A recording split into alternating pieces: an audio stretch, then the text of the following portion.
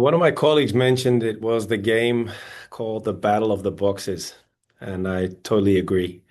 First half, we were okay. Second half, I think we were pretty decent, but the moments were decided in the box, obviously. And there's one moment in the first half where we get several opportunities to prevent that moment. And to the level of details, we don't, which is unusual for us because on the defensive side, we've been quite balanced throughout the season so far.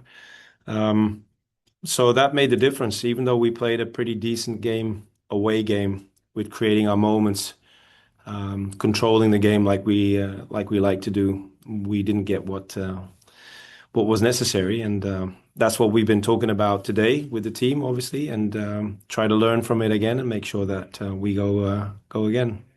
Speaking of learning from situations, you spoke about briefly in a press conference about that there were mistakes made, and you just Mm. mentioned it again. There were mistakes made on the first goal. Is there any way you can go into a little bit more detail as far as that's concerned, so we can better understand what went wrong? Yeah, I can. There's a moment in high pressure where we have our shape that we are looking for with Maxi and Alonso playing the high press, and we're close to the midline. There's a moment they try to escape from our pressure, and our structure in midfield isn't the way it should be. So we're not in control of all the areas that we should be in control of, which can happen because an opponent can also break our pressure. The moment one of their double sixes gets on the ball with his face up, looking to attack the space behind our defense, you see that our line is slightly off with Kevin. Um, but we make up for it because the ball is played behind our defense, and like our principle is making sure that we cover ground as fast as possible in order to get organized again. We get a situation where we have at first six players behind the ball, and eventually we have eight players behind the ball. So we're in a good defensive structure. Um, we want to prevent, of course, an opponent to go through the middle. We want them to go back or around us, and they chose a moment to go around us, and then we are not aggressive enough on the sides, and they get an extra opportunity to get the ball into our box. And then at the final stage of that moment, it's really detailed work because we have our three defenders covering the frame, and the moment the cross is being played, there's only two which opens one of the corridors, and the anticipation in front of the goal is slightly off. So it becomes from a bigger perspective, comes down to very detailed, and that's something that we addressed and have to do better in the next game, of course. Onto the Zoom, we'll go with Scott. Hey, Coach, how are you? Scott Church Stream Punk Soccer. Hi, Scott. Hey, super easy, barely an inconvenience on this question, but do we have any injury updates with Keaton and the rest of them? Thanks. No, there are no updates. There's just one question mark going into the next game. That is Maximo Carrizo. He wasn't able to train with us today, and we're still looking into the details and see if he's available to train tomorrow going forward into the Orlando game. Michael? Hey, Pascal, it's Mike Ander from Blue City Radio. Thanks for the time. Hi, Michael. So I know the common response from a coach is always focused on the next game, but you've got a short turnaround. All these games are on the road.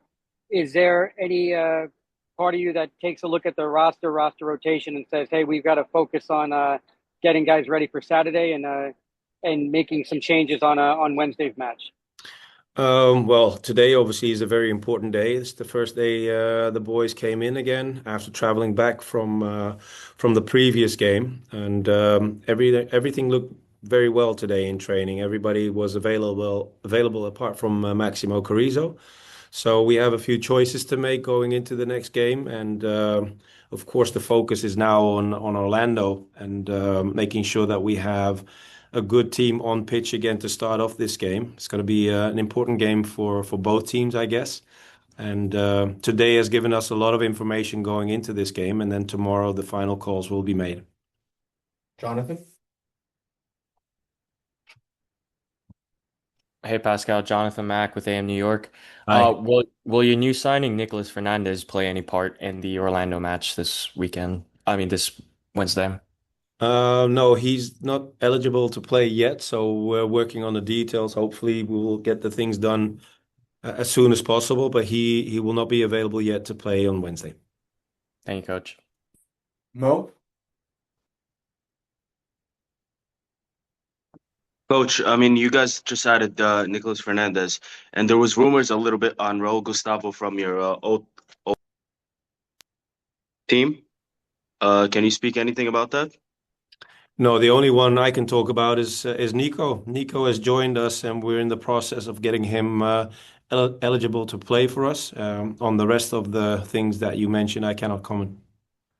Sure. And then another question, with the Club World Cup you that just ended, one of your old players was actually did a phenomenal job with El Ali, Mohammed bin Ramadan.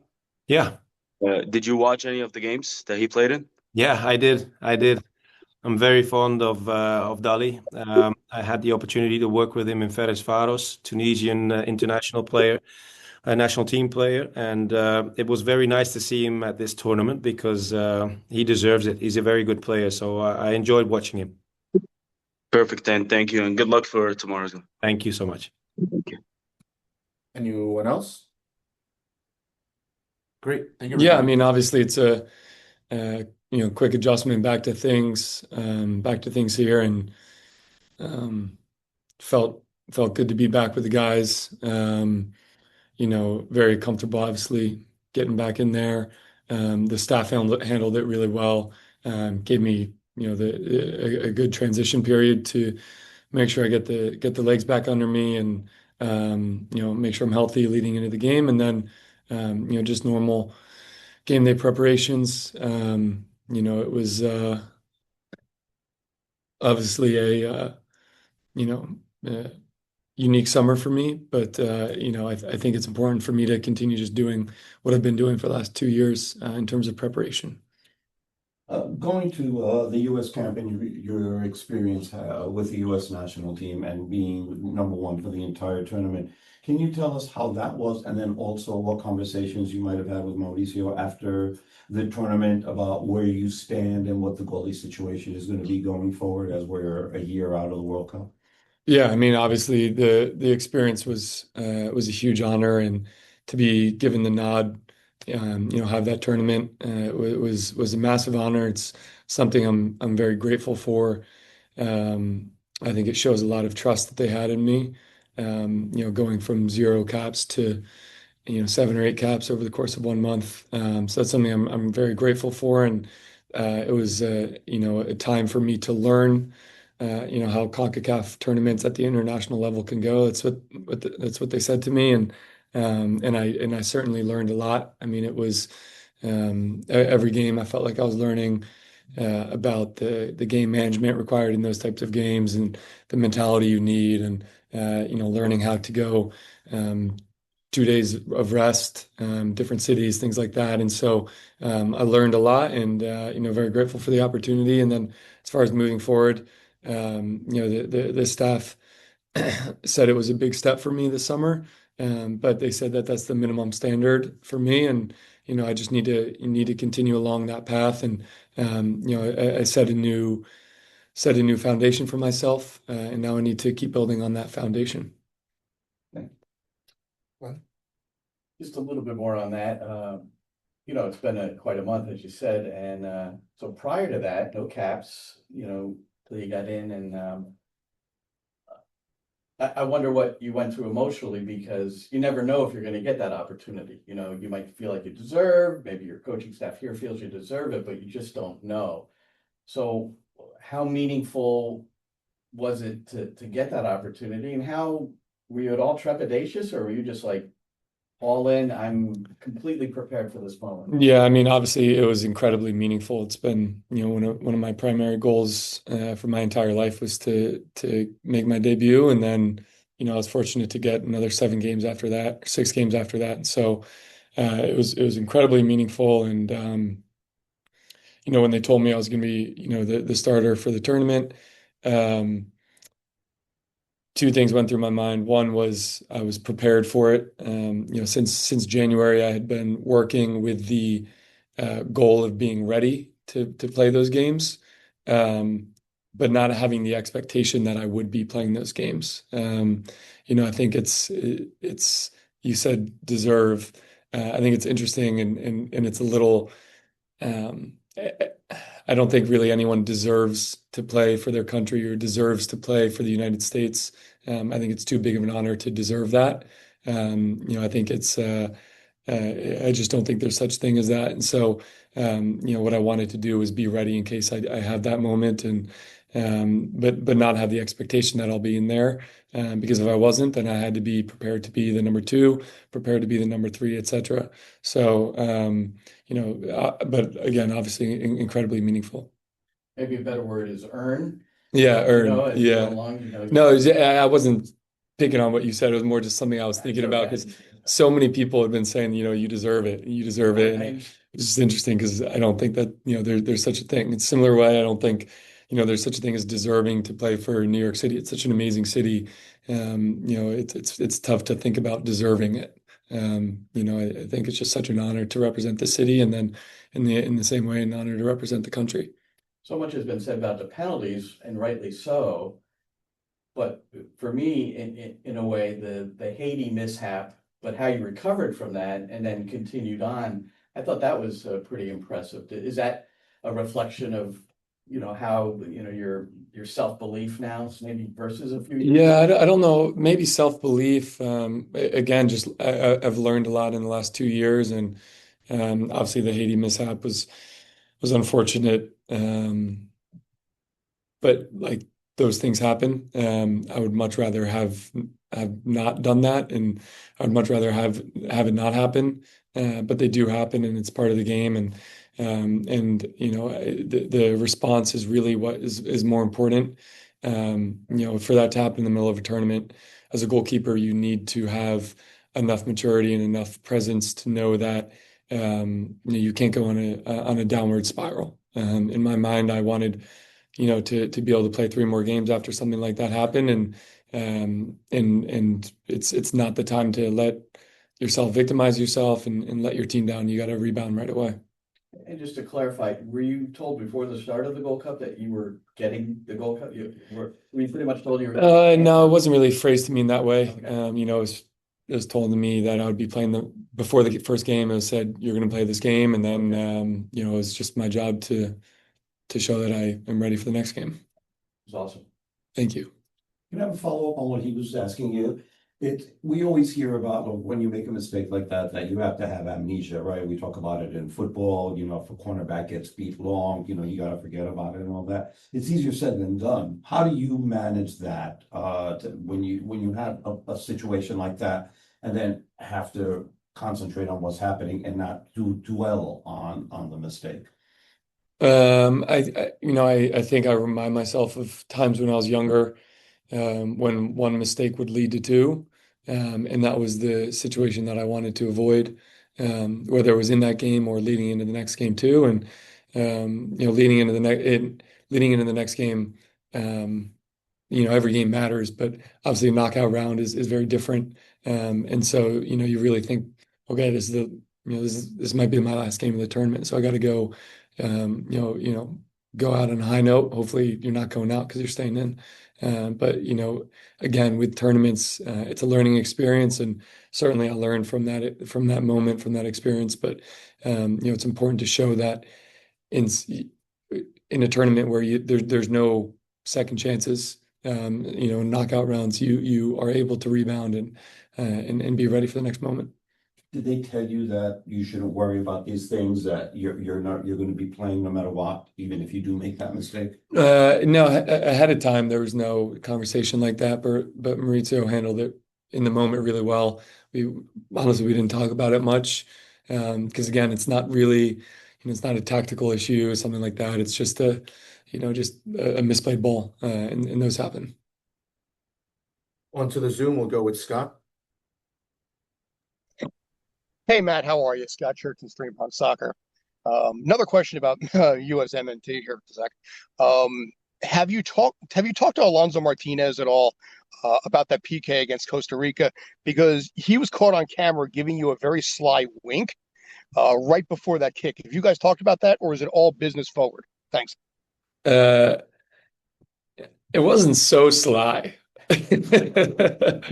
Um, no, I mean we've obviously caught up about the game and in that moment, in the moment I didn't know that he winked at me, but you know, it was a really cool experience to get to play against him. In the moment, I'm not someone that thinks about who I'm playing against or anything like that. I'm really I love the guy and we're close, but he would be the first one to tell you when I cross the lines, the team I'm playing for is the team I'm playing for, and the team I'm playing against is the team I'm playing against, and I want to win and I want them to lose. So um, he knew that, and he would be the same way as well. Michael? Hey, Matt, it's Mike Andrew from Blue City Radio. Thanks for the time. Two quick ones. First would be, is there any physical memento that you carried back with you from the tournament, from the Gold Cup? And the second would be, do you feel after your success with the U.S. and earning that that number one position for that tournament, is your confidence level at a higher position than the rest of the team going into Wednesday's game? What was the first question again? Sorry. Did you keep any sort of like physical memento from the tournament that you'd say, okay, this is your first couple of Memento. caps?